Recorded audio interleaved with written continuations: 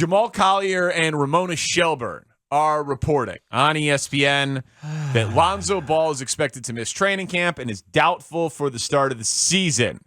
Lingering pain and discomfort following meniscus surgery on his left knee back in January. So he had the surgery in January.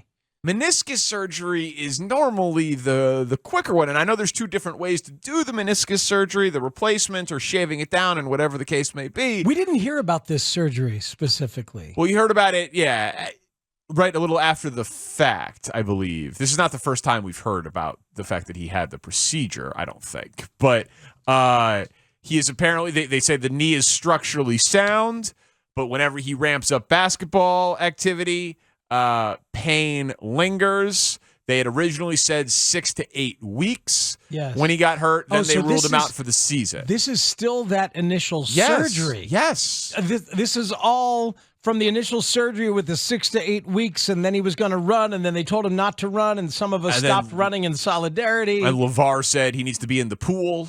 LeVar told Cap that he needs to be in the pool, and they had their own doctors out in L.A. to worry about this.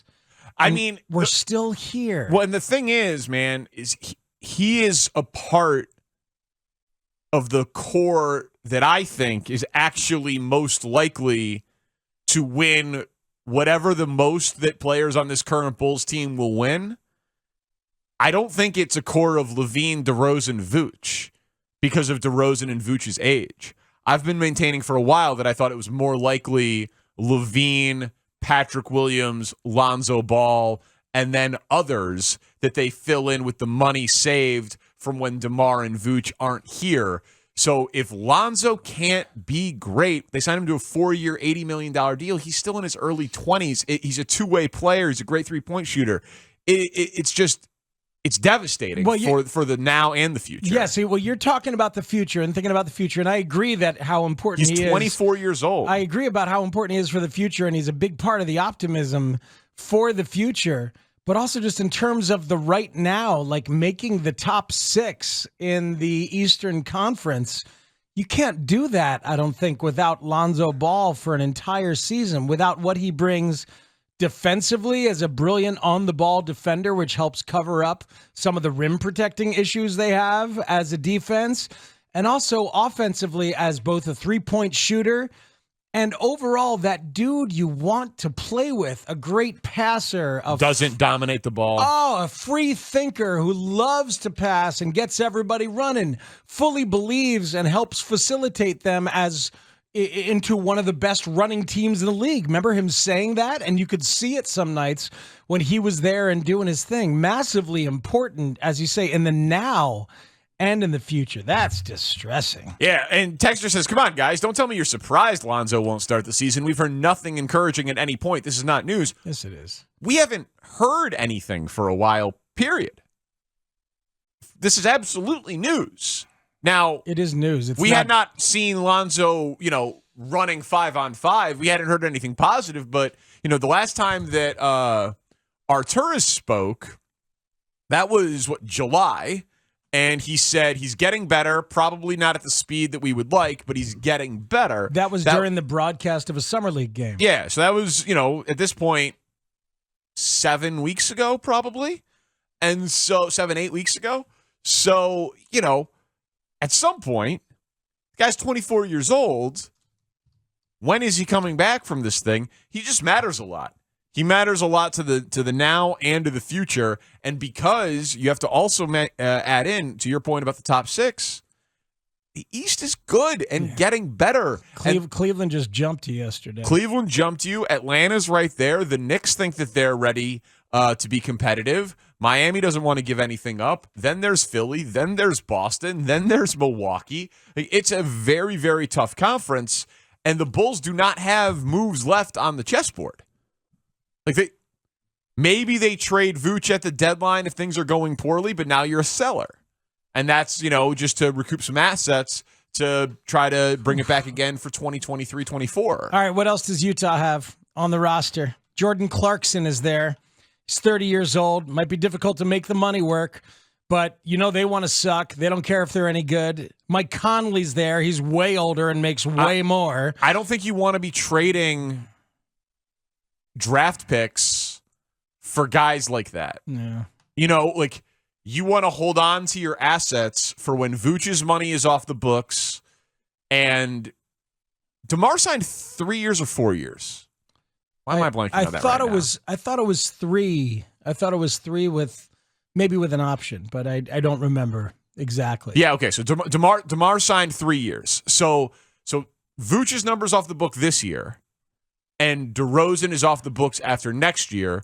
But in theory, you could also trade DeMar DeRozan next offseason as an expiring contract. You don't think maybe you want to, maybe you don't. Who knows? He says he wants to be a Bull forever. Maybe he would restructure. Maybe he'd sign an extension to lower his number. But I don't think they want to trade more assets to push more chips into the middle to try to win this year if one of the guys that they know they need to win. I mean, they gave him, a 4-year, $80 million deal? Mm-hmm. They're just tied deeply into Lonzo Ball being healthy, I think. So you would trade what would you trade? I don't know. I mean, maybe you could. I don't know. I hear you on not wanting to trade assets, but maybe there is a young player. Maybe maybe they'd have interest in something that evens out in terms of how long Clarkson's contract goes. Goran Dragic, baby. Well, and you're going to hope for Caruso and obviously DeMar and Io and Levine. Alex Caruso might. They've got a lot of guys in the backcourt. Yeah, no, I know. And Dragic at age 36 is here, not making much, and had options of where to go. Chose to come here, thinking he could play a lot. Now he might play a lot more. Well, it's a defensive problem, right? Because we were talking about Cleveland yesterday, and wow, Darius Garland and LeVert and Donovan Mitchell as perimeter defenders, that's going to be an issue. But when they've got Evan Mobley and Jared Allen, two young, crazy, athletic defensive bigs, covers up crazy length and rim protection, it covers a lot.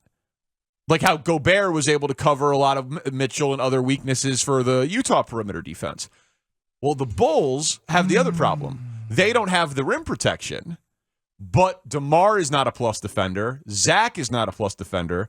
So the only way for the Bulls to really put out a lineup that was intimidating defensively in any way was for Lonzo and Caruso to be on the floor at the same time and hopefully with Patrick Williams. That's the only way that they had a defensive lineup that was really impactful.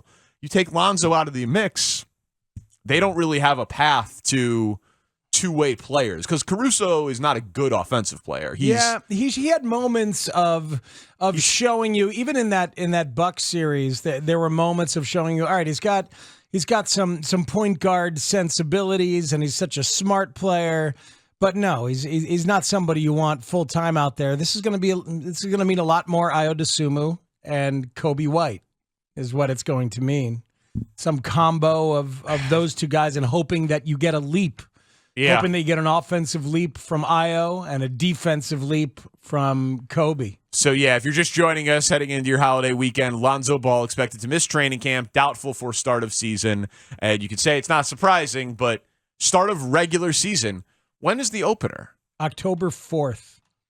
So October 4 is the opener. October 4th? Or is that, that's the preseason That's opener. way too early. That's the preseason opener. Yeah. October 19. Okay. I have Bulls Heat October 19. Yeah, okay. That seems more reasonable as the opener. So, I mean, ruling him out already or saying doubtful for season opener 7-8 weeks from now when the injury happened at the end of January, that's 10 months after a meniscus injury, man.